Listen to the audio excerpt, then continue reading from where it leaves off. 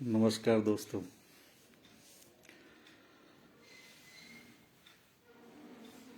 तो हम हाओ बातें करें कार्यक्रम में लाइव हैं। आज केंद्र सरकार ने अपना बजट पेश किया है। कैसा लगा आपको? भी वित्त मंत्री निर्मला सीतारमण का भाषण सुन रहा था, टीवी पर देख रहा था। तो आप लोगों ने भी देखा होगा, बहुत सारे लोगों ने देखा होगा, तो अपना एक आकलन जान ही गए होंगे। तो मेरी राय में बजट में कुछ खास नहीं है। हाँ, हेडलाइन बनाई गई है मध्य वर्ग के लिए।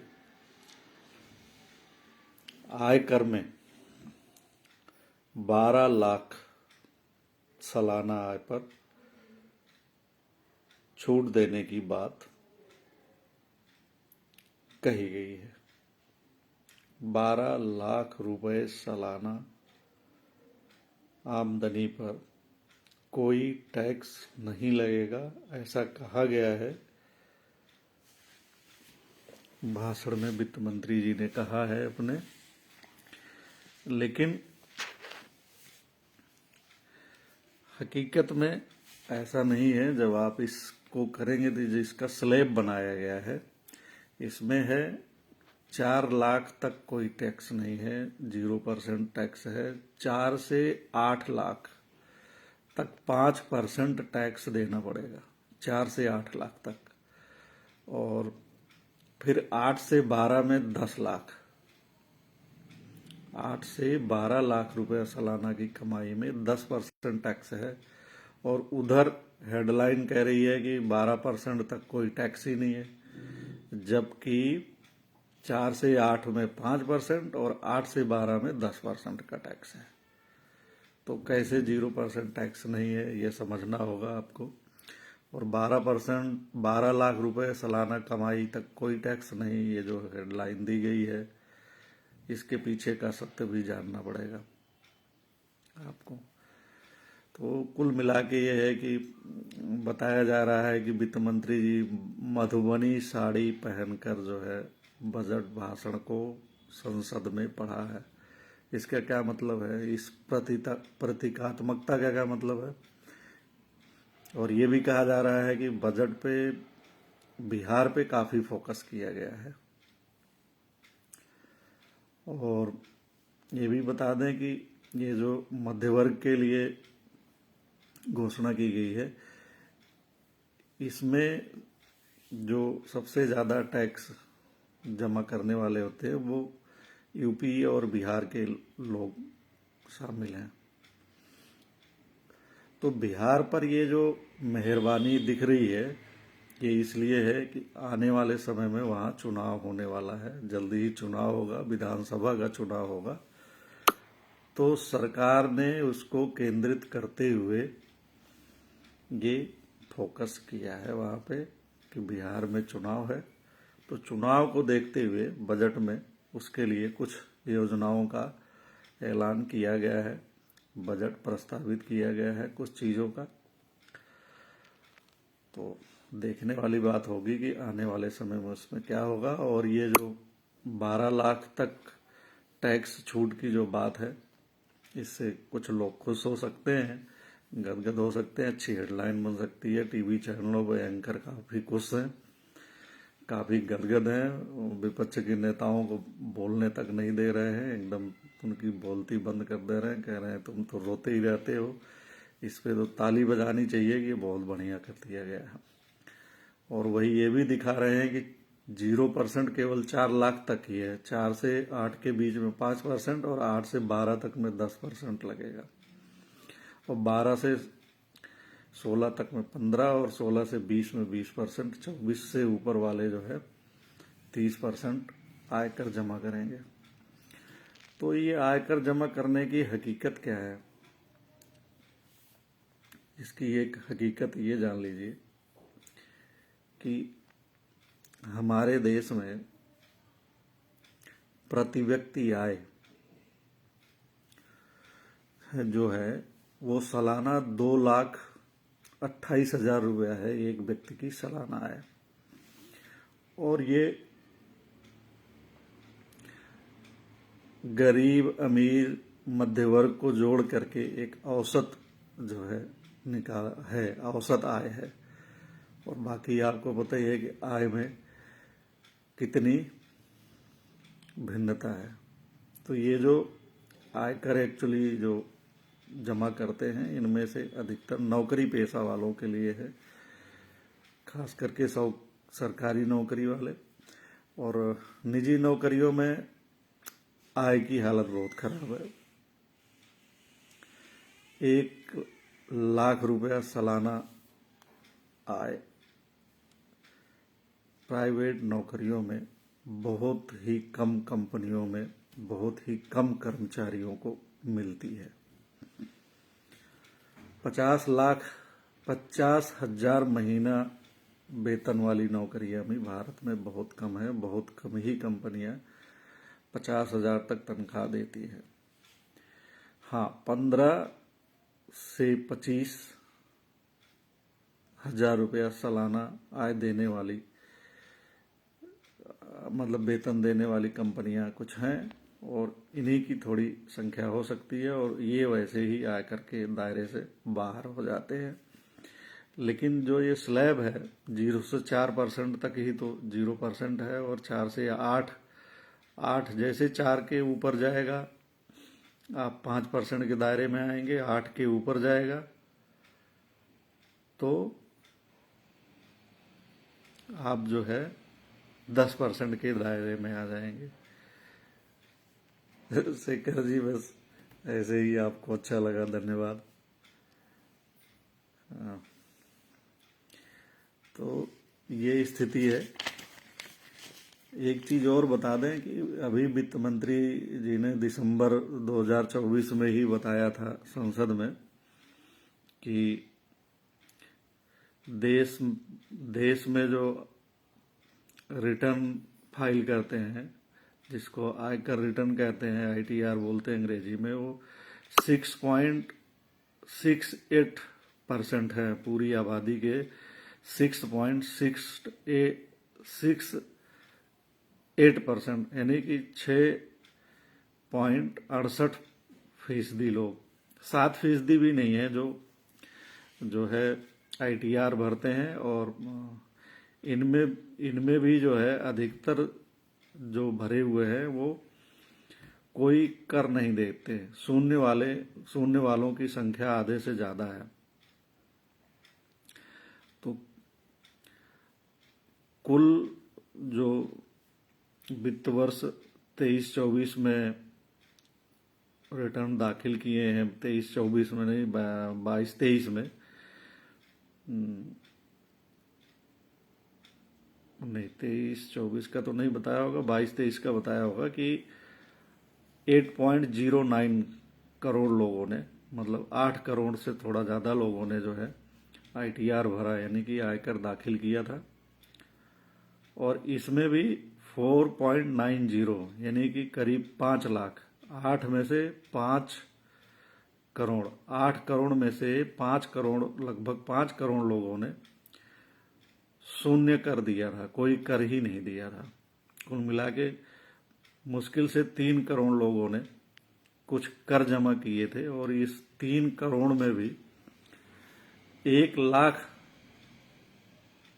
टैक्स देने वालों की संख्या भी काफी कम रही होगी। तो ये है इसकी एक हकीकत, जिसके लिए ये हेडलाइन बनाई गई है कि कितने लोगों का इससे लाभ होने जा रहा है, उन लोगों की संख्या कितनी है। तो ये हेडलाइन बढ़ेगी, मतलब कुल मिला के है कि 3.19 करोड़ ने ही कर जमा किया है। बाकी जो है वो शून्य में आ गए 4.90, 4.90। 22-23 में जो है 4.64 लाख लोगों ने शून्य कर भरा था। तो ये ऊपर वाला आंकड़ा 23-24 का है और 22-23 में ये कह रहे हैं कि 4.64 लाख ने शून्य कर भरा था। लाख नहीं होगा, करोड़ होगा। ये 4.64 करोड़ लोगों ने शून्य कर भरा था और 23-24 में 4.90 करोड़ लोगों ने शून्य कर भरा है। तो शून्य कर भरने वालों की संख्या बढ़ी है। इनका कहने का मतलब ये है 22-23 की अपेक्षा 23-24 में। तो कुल मिला के जो कर देने वाले हैं 3.19 करोड़, मतलब 3 करोड़, 3.25 करोड़ लोग हैं जिन्होंने कर दिया था। इन 3.25 करोड़ों में आधे लोगों ने 1 लाख से कम ही कर जमा किया होगा और उसके बाद वालों ने 10 लाख, फिर 10 लाख से ऊपर कर देने वालों की संख्या रही होगी। तो कुल मिला के जो कर देने वालों की संख्या है वो काफ़ी कम है, प्रति व्यक्ति आय हमारी काफ़ी कम है। फिर भी हेडलाइन बनेगी कि मध्य वर्ग के लिए सरकार ने काफ़ी राहत दी है। जिनको इससे राहत मिली है वो राहत महसूस कर सकते हैं, खुश हो सकते हैं। लेकिन उसमें भी एक छिपी हुई जो है स्लैब है, उसको भी समझ लें तो उनको पता चलेगा कि कितनी राहत और कितनी राहत नहीं है। तो इसको समझ के ही खुशी मनाएं तो ज़्यादा बेहतर है। झूमें गाएं। वैसे बजट भाषण के दौरान जो है शेयर बाजार नीचे रहा, यानी कि उसको पसंद नहीं आया है। उसमें गिरावट रही है सेंसेक्स में, यानी उसे पसंद नहीं आया। हालांकि बाद में ऊपर गया है और उसमें सुधार देखा गया है और हो सकता है कि सुधर भी जाए टोटल में, और कोई बातें वो लोगों को समझ में आए तो शेयर बाजार सुधर भी जाएगा। लेकिन कुल मिला के यही एक है जो हेडलाइन दी गई है। और पूरे बजट में हेल्थ के लिए कुछ भी नहीं है। कुछ दवाइयों में कुछ दवाइयाँ सस्ती हो सकती हैं, बाकी ऐसा कोई नहीं है कि जिन प्राथमिक स्वास्थ्य केंद्रों में डॉक्टर नहीं है वहाँ डॉक्टर मिलने वाले हैं, या जिन सामुदायिक स्वास्थ्य केंद्र, जिला अस्पताल, इन सब की जो हालत ख़राब है, जहाँ स्टाफ नहीं है, जहाँ डॉक्टर नहीं है वहाँ डॉक्टर मिलने वाले हैं, ऐसा कुछ नहीं है। वहाँ जो दवाइयों की गड़बड़ी है, दवाइयाँ नहीं मिलती हैं, बाहर से दवाइयाँ लेनी पड़ती हैं, उसमें कुछ नहीं होने वाला है।